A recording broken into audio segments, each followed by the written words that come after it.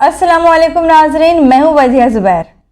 नाज़रीन, बहुत सी ख़वातीन सोचती हैं कि मैं अच्छी माँ नहीं हूँ, मैं अच्छी तरबियत नहीं कर रही हूँ अपनी औलाद की, तो वो बाज़ दफ़ा बहुत ज़्यादा गिल्ट में चली जाती हैं।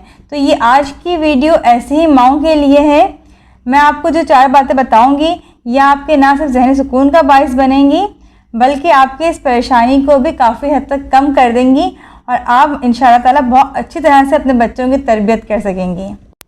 पहली बात नाज़रीन, कि जिस तरह हमें दूसरों से उम्मीदें होती हैं ऐसी ही उम्मीदें हमें बहुत सारी अपने आप से भी होती हैं कि हम ये काम कर लेंगे, हम ये कर लेंगे। जब नहीं कर पाते हैं तो हम बहुत ज़्यादा गिल्ट में चले जाते हैं, शर्मिंदा हो जाते हैं कि हम ये काम कर सकते हो, हम नहीं कर पा रहे। हम बहुत सी ख़वातीन सोचती हैं कि मैं अपने शौहर को ज़्यादा से ज़्यादा टाइम दे सकती हूँ, ज़्यादा अच्छा वक्त गुजार सकती हूँ उनके साथ, लेकिन मैं नहीं गुजारती। मैं अपने घर को मेंटेन कर सकती हूँ लेकिन मैं मेंटेन नहीं रखती हूँ। बच्चों की मैं बहुत अच्छी तरबियत कर सकती हूँ लेकिन मैं नहीं करती हूँ, बच्चों को टाइम नहीं दे पाती हूँ। इस तरह की बहुत सारी चीज़ें हैं जो ख़वातीन सोचती हैं। तो आप यकीन करें, अगर आप ऐसा सोचती हैं तो आप अकेली नहीं हैं। बहुत सारी और भी ख़वातीन हैं जो यही सब कुछ सोचती हैं। मैं भी यही सोचती थी। कई दफ़ा मेरे जहन में ये बात आती थी कि जितना अच्छा मैं परफॉर्म कर सकती हूँ इतना अच्छा मैं परफॉर्म नहीं करती हूँ।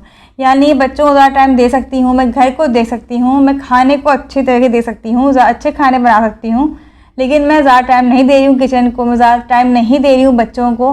तो मैं काफ़ी परेशान होती थी। जब मैंने ये बात ज़ुबैर से कही तो ज़ुबैर ने कहा, यकीन करो तुम अकेली औरत नहीं हो जो ये सोचती है। ये रिसर्च साबित हो चुका है कि हर दूसरी औरत ये बात सोचती है कि हम अच्छा परफॉर्म नहीं कर रहे हैं। तो पहली बात तो आप ये समझ लें कि आप अकेली नहीं हैं जो ये बात समझती हैं और सोचती हैं। आपके साथ बहुत सारी ख़वातीन हैं जिनके साथ सारे मसाइल हैं।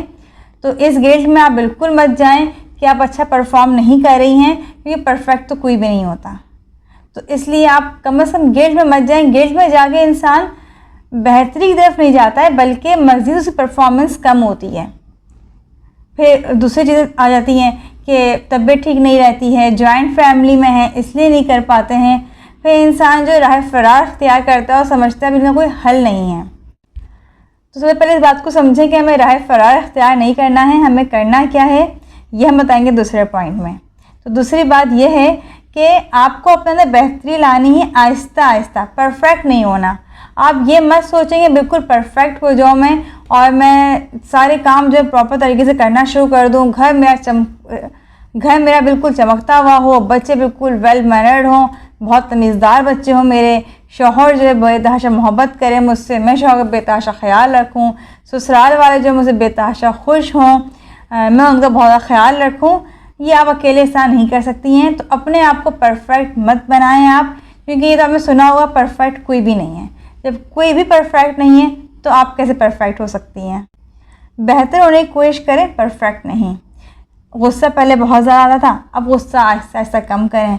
घर पहले ज़्यादा फैलता था, अब घर कम फैलना लगा है आपका। पहले बच्चों को कम टाइम देती थी, अब थोड़ा ज़्यादा टाइम देने लगी हैं। आहिस्ता आहिस्ता चीज़ों को रिकवर करना सीखें आप। एकदम से हर चीज़ ठीक करने की कोशिश ना करें, क्योंकि एकदम से कुछ भी ठीक नहीं होता है। आहिस्ता आहिस्ता चीज़ें आपकी ठीक होना शुरू हो जाएंगी। हर चीज़ को आहिस्ता आहिस्ता बढ़ाने की कोशिश करें। गुस्सा भी जो है वो एकदम से ख़त्म नहीं होता। बच्चों को भी एकदम से आप बहुत सारा टाइम नहीं दे सकती। तो इन चीज़ों को स्टेप बाय स्टेप आप करें तो इंशाअल्लाह ताला ये चीज़ जो आपके लिए अच्छी साबित होगी। बस एक बात ध्यान में रखिएगा कि परफेक्ट नहीं होना है लेकिन प्रोग्रेस अच्छी रखनी है, आहिस्ता आहिस्ता अपने आप को इम्प्रूव करना है। तीसरी बात कि ख़ुद को खुद गर्ज नहीं समझें। बहुत सी ख़वातीन जो हैं वो पढ़ रही होती हैं, कोई कोर्स कर रही होती हैं, जॉब कर रही होती हैं, तो वो समझती हैं कि शायद हम बहुत खुदगर्ज हो गए हैं कि अपनी खुशी की वजह से हम पूरे घर को डिस्टर्ब कर रहे हैं। यानी वो पढ़ रही हैं या कुछ सीख रही हैं तो उन्हें ऐसा लगता है कि ये तो मेरी अपनी खुशी है ना, और मैं अपनी खुशी की वजह से बच्चों को कम टाइम दे रही हूँ, घर को कम टाइम दे रही हूँ, तो ये तो खुदगर्जी हुई। कहीं मेरे पास एक कॉल आई थी तो वो यही कह रही थी कि मैं पढ़ाई छोड़ दूँ, मैं क्या करूँ, मेरी वजह से बच्चे मेरे डिस्टर्ब हो रहे हैं। तो मैं देखें ये चीज़ें तो होती हैं वक्त के साथ साथ। ऐसा नहीं है कि आप जो है आपके हमें कोई दिन का चिराग है और सारे काम आप कर लेंगी, लेकिन कभी कभी अपने आप को टाइम देना बहुत अहम होता है। पढ़ाई कितने अरसे की होगी, साल, 2 साल, 3 साल, लेकिन ये जो पढ़ाई आप कर रही हैं, जो आप पढ़ रही हैं, ये सिर्फ आपके लिए फ़ायदेमंद नहीं है ना, आपकी पूरी फैमिली को इसका फ़ायदा होगा। अगर आप कुछ सीख रही हैं, अपने आप को अपग्रेड कर रही हैं, तो इसका फ़ायदा आपको थोड़ी होगा, अभी पूरी फैमिली को इसका फ़ायदा होगा। आप जॉब कर रही हैं तो ज़ाहिर सी बात है, जो जॉब आप कर रही हैं उसे अपने थोड़ी कर रही हैं, इससे पूरी फैमिली को फ़ायदा हो रहा है।